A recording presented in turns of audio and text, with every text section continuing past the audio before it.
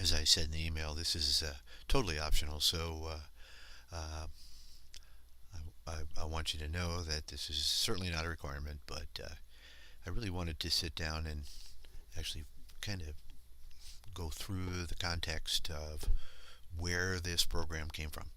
This is um, a labor of love for me, and it's been a journey. It's been a journey, and that's why I call it the amazing conjunction of science and leadership development. Um, what I want to do is I want to talk about some of the things like what this program is and what it is not. It is certainly your choice to learn. It's designed to grow you on and off the job, which is so important for us to manage both of those roles, focused on you and not them. So many times we get into trouble when we focus on them, and we have a piece of, usually a pretty large piece, of solving issues. Focus on you and not them leading. And there's science, there's reflection, there's introspection, and that's what most of this program is based on. It is not easy. There's going to be papers to write. There's going to be things that you have to think about where you've got a piece of the problem. And sometimes for us to understand that we are partially or perhaps even wholly responsible for an issue coming up where an outcome was not optimal, that can be pretty painful. So we're going to share that up front. Let's move forward and go on, and also think about some things that this is not, because it's not like a standard leadership development program. Most of our organizations, when you get promoted, they send you into a little room and you spend 2 days. And they teach you how to fill out forms, or how to work on progressive discipline, or how to fire that evil person that you're going to be in charge of. It's also not about a lot of the emergency stuff that we do in emergency services. We're not going to deal with the incident command system or ACLS or how to raise ladders or any of that stuff at the puzzle palace, like budgets and strategy and things of that nature. This is going to be very, very foundational. Um, and as when we talk about context and when we talk about where stuff comes from, um, I think it's important to maybe understand where I come from. Certainly, my journey started obviously when I was born in '46, but graduated from high school in 1964. Um, and I served 4 years in the United States Navy, and I spent a year in Guantanamo and 3 years on the flight deck of the aircraft carrier USS Intrepid, including one tour in Vietnam in '68. When I got out of the Navy, I was very fortunate to go to work for the Prince William County, Virginia Department of Fire and Rescue. And after 27 years, I retired as a captain, and I was also a paramedic. And it was an amazing ride for 27 years. When I retired, I thought teaching might not be a bad thing. So, in order to be a teacher, you have to have a couple of degrees. I had a few associate's degrees, but nothing beyond that. So, I went to school, and I got my bachelor's and my master's, and even my doctorate. And all along the way, I've been working on this class, building this class, tweaking this class, and now I happily live on the side of Bull Run Mountain with my lovely wife, and um, I work on this class. This is truly my passion. So when I went to school, like I said, I got two associate's degrees, and I took many classes at the National Fire Academy in Emmitsburg. Then got my bachelor's degree at the University of Maryland, and then shifted gears into education at George Washington University and at Nova Southeastern. And they were very, very important for uh, my formation of my mindset about how we can teach some of these very, very important things. Um, and then, of course, now here we are at 21st Century Leaders, my own little company where I am the sensei.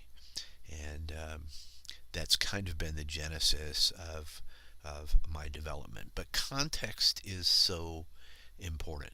When I went to George Washington University, one of the first classes we had was the history of education, and was studying a guy by the name of Malcolm Knowles, who blew me away.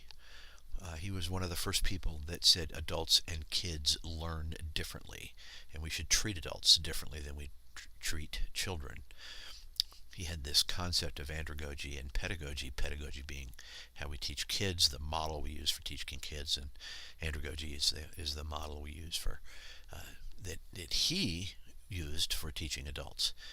Andragogy is learner centered, and pedagogy is content centered.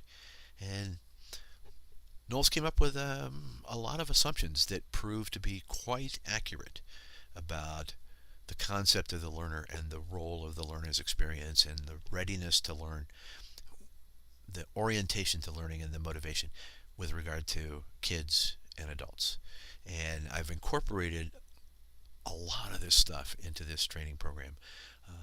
You are going to be self-directed. You're going to be that resource for learning by yourself, and you're going to help others to learn. You're going to develop from things you do in life and problems that you've run into. You're going to develop based on tasks that you need to do, from problems that you want to solve. And you're going to be motivated by your heart, your soul, your desire to serve more, and curiosity. Another person I found especially when I was working on writing my dissertation, was Albert Bandura.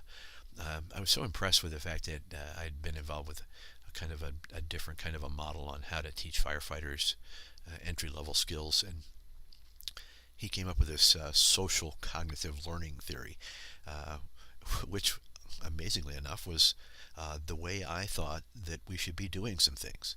You get to observe the psychomotor skill, then you pay attention to some of the cues that really mean important things to you. You think about that, you build a mental picture of what it looks like, you rehearse it, and then you do it for real in the motor reproduction area. And you have to perform the skill to standard, and then you're motivated because you want to copy that skill and you want to do it the right way in the field. And obviously performance, you want to continue to do that, and then there's evaluation, and it's quite the cycle.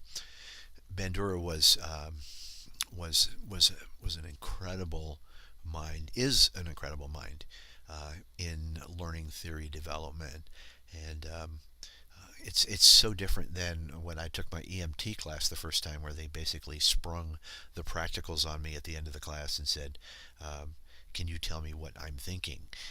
This is where we need to be with this, and I was so impressed with Bandura. He also, in his social cognitive learning theory, talked about this concept of self-efficacy, your belief that you can do it. And he said that it's not just belief. It's not just how you feel, but it's a combination of the cognitive factors, the behavioral factors, and the environmental factors. So one without the others is not going to allow you to succeed. So you have to understand that there are different components of each one of those that are going to have to be factored into your increasing your own self-efficacy, or your ability to successfully perform certain things. Also, in my doctoral program, when I was doing my research, I really worked hard on David Kolb's model and incorporating Kolb's experiential learning model into this class, where you have a concrete experience, something that is either happening now or has happened in the past. You reflect on it, what happened. You start to think about, in terms of abstract conceptualization, how could I've changed some of the things that I did, and then you try out the new ideas. This is how adults learn. This is a reflection process. It's not something that you can remember because situations are going to be different every time you get involved with them. Another person that I cited heavily in my dissertation was Richard Boyatzis. He's one of the few people, the only one I could find, that actually did long-term longitudinal research on leadership development training programs. And he blew me away when he said, we go to a conference over the weekend, or a week-long thing, and we're just amazed by how it's going to change our lives. And then we get back to where we came from, and we go right back to our default mode. So Bozatz's his famous quote to me was that leadership development needs to be taught using the best long-term progressive and sequential models, and the students need to practice the models. So we have to have that ability. So we've built practice into this class. One of the things we're going to be using heavily is going to be emotional intelligence. And emotional intelligence was essentially first thought about by David Wechsler in the 30s. And Wechsler is one of the people who was one of the prime developers of the IQ test. And he was continually confounded by the fact that people could score high on IQ, but not actually perform. And he started thinking about this whole thing about the head and the heart. What is the difference between a smart person who can't get it done and an average intelligence person who is a much higher performer? And a lot of his work was kind of festering through the educational community over the next 50, 60 years. But then Gardner, Mayer, and Salovey really started to identify emotional intelligence as a critical factor in high-performing individuals. IQ is like the tip of the iceberg, but the emotional intelligence was the real deal. And then, of course, Goleman made everything popular by writing a book which a lot of people read. But the IQ thing was a real change in the way we looked at how we can perform better. And then, of course, I have always been a devotee of Stephen Covey. Dr. Covey died in 2012. He fell off his mountain bike while wearing his helmet and all of his protective gear, suffered a massive head injury at the age of 79. But he wrote one of your textbooks, Covey's 7 Habits. It is by far the most popular and the highest selling leadership development book in the history of books about leadership development, and about just about anything for that matter. So Dr. Covey is going to be one of the kind of touchstones of our class. We're going to go back to his tools. We're going to look at all 7 of his 7 habits, plus we're actually going to work on the 8th habit towards the end of the class. But his concept of the 7 habits is really built on this model here. We are all, as we start at the bottom of the model there, dependent. We grow to be independent, and then we grow some more to be interdependent. One of the things we find in many organizations is that when people are first time promoted, they're very competent for the technical skills at the particular level they're at, but they don't know how to be proactive. They don't know how to have goals. They don't know how to focus on what they're going to be doing in the future, and they certainly have difficulty prioritizing a lot of the things. If you're a medic, you've got protocols. If you're a firefighter, with regard to incident command, you've got tactical worksheets. But there's no such thing as a really good tactical worksheet for how to be an independent person. So that's what we're going to work on here in this class, is working through all of Dr. Covey's 7 habits in cooperation with, there's of course emotional intelligence. When I look back on many years, a couple of decades as a boss, when I used emotional intelligence as my assessment instrument for my dissertation, I started thinking about all the mistakes that I'd made, the errors that I'd compounded, and the outcomes that were not optimal when I was a boss. And none of them were on emergency scenes. I was trained up just fine on how to handle an emergency, but it was all non-emergency stuff, and it surrounded self-perception. Did I not feel good enough about myself, or did I not take action when I should have? Was I not aware of my personal emotions? My self-expression might have had a deficit. My interpersonal, my decision making, my stress management, all of these things. And it kind of dawned on me that perhaps this might be a really important way for us to develop some foundation behaviors for people who want to have personal improvement, both personal and professional improvement in their performance. So that's essentially what we've built this class around, is improving your emotional intelligence. And so I was committed, I was wedded to these two ideas, emotional intelligence and Covey's 7 Habits, as a really good way to foster those skills. And I said, let's sit down. Now, fortunately, I'd had some good training in my master's and my doctoral program in instructional design, and I had just adopted the ADDIE model to build an asynchronous distance learning program. So I did the analysis about knowledge, skills, and abilities. I worked on some design and tweaked design and worked on some more design. I developed the model that we were going to use for teaching this. I implemented that model and I evaluated it, and therefore came to some more conclusions about how to adjust the design and the development and implementation process. And that has taken us to the point where we are now. So in order to get there, what I had to do is I taught a lot of 2-week face-to-face classes at the National Fire Academy. I taught a lot of 1 to 3 day on-site seminars to departments across the country. People felt really good. They were very happy and they were very excited. And when they left the class, they went right back to where their default was. I transmorgified the 2-week NFA class, actually the 2-week NFA EMS management class, into a face-to-face class that lasted a whole semester at Northern Virginia Community College. Taught that for about 3 years.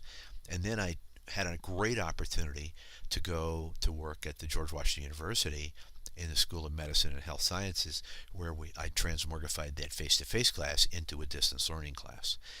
And then what I did was I started teaching this class for the past 7 years on grants for the state of Virginia through the Northern Virginia Emergency Medical Services Council. And of course, the money has dried up for the grants, and I decided to take this thing to the next level and start my own company and deliver it through 21st Century Leaders, and so that's where we are. But one of the things that people oftentimes ask, especially students, is what are we going to do? Well, this is a kind of a thumbnail sketch. We're going to read stuff, we're going to do activities, we're going to complete and submit assignments, and we're going to post in the discussion forum. The activities are all going to be fun. I'm not going to be videotaping reading out of a book to you and making you watch it. You're going to see videos from Covey, from Ellis, from all kinds of the people who are writing these books. You're going to do reflection. You're going to actually interview people. You're going to have an opportunity to do some fun stuff on the internet where you're going to actually find examples that embellish class learning and then post them so your colleagues can see those things. Assignments, we have 15 EQ enhanced activities. We've got a couple of Ellis A through E models that we're going to perform. You're going to write some papers, and I would highly recommend you get somebody to help you proofread and look at the context of your stuff. Send it to somebody. I'm going to comment on your spelling and grammar, but for all intents and purposes, the vast majority of your score is going to be on the content of your papers. We're going to have 7 Covey assignments, and we're also going to have a What the What clips assignment. It's going to be a short 30-second clip that Alan Bernasini sent to me from Phoenix about a situation that you might run into in a station, and you're going to get to respond to that and talk about your short-term and medium-term response to that. And you're going to get to share a lot of stuff in the discussion forum. I have to tell you, I think the discussion forum is a very, very powerful piece of our class, because we're in a face-to-face class, and you will probably hear from 5% of the students in a face-to-face class. You won't know what the other 95% are thinking. But in a distance learning class, in a discussion forum, you hear everyone's voice. Everyone gets an opportunity to speak. And that's a very, very powerful thing relative to learning. And you have to understand that this class is foundational. You're still going to need to learn a lot more in your life, but what we're doing here is we're giving you a base, a platform from which you will become a learning and loving machine. That's very important, and it's something that we're not doing now in not just emergency services, but in healthcare and in how they build GM Suburbans in Detroit. I mean, this is not an accepted model right now, but we're going to change that. And ultimately, what we're going to do is go back to my mantra: learn, grow, lead. You're going to be understanding we're going to give you the tools for you to understand how important it is for you to constantly weed and water and fertilize yourself so you can be that leader on the job, off the job, and increase your performance in ways that you probably never thought you would be able to do. And in terms of motivation, in terms of what I think, I'm kind of really impacted on by some people that I've worked with. My first management teacher in my doctoral program was Tom Geismer, and I'll never forget, he told us the true measure of your learning is not what you did the last time you had an opportunity to perform, but what you do the next time you have that opportunity. And that is going to be so true in this class as well as in the rest of your lives. Um, my my friend Alan Brunacini, when I took my doctoral proposal to him and showed it to him with great anticipation, he said, "I don't know why you're doing all this. Learning's all about application." And I, kind of explained to him that I needed to get through this doctoral program so I could actually sell this to some departments. And he finally said, "Okay, but learning is all about application. It's not just having the book learning, but it's applying what you've learned." And of course, one of the things that I say all the time is life is about choices. And we truly do have that ability to make choices in our lives. The choice of coming to this class was a big one. The choice of how you perform in this class is going to be a big one as well. Uh, but I'm always, there's another video that I'm doing that shows you how to use the Blackboard class, the Blackboard course sites um, learning platform that we're using for our class. And I end that with the Robert Frost poem, The Road Less Traveled. And I'm always struck by that. In fact, I have it on my headline of my webpage. The last paragraph is, "Two roads diverged in a wood, and I took the one less traveled by, and that has made all the difference." And that's what you're doing here. You're taking the road less traveled by, not the road that is the easy road or the road that everybody else takes, but you're involved now in a transformational, foundational learning development program. And I'm so proud of each of you for just getting this far. And boy, when this thing is really all done, I'm going to think, we made a difference.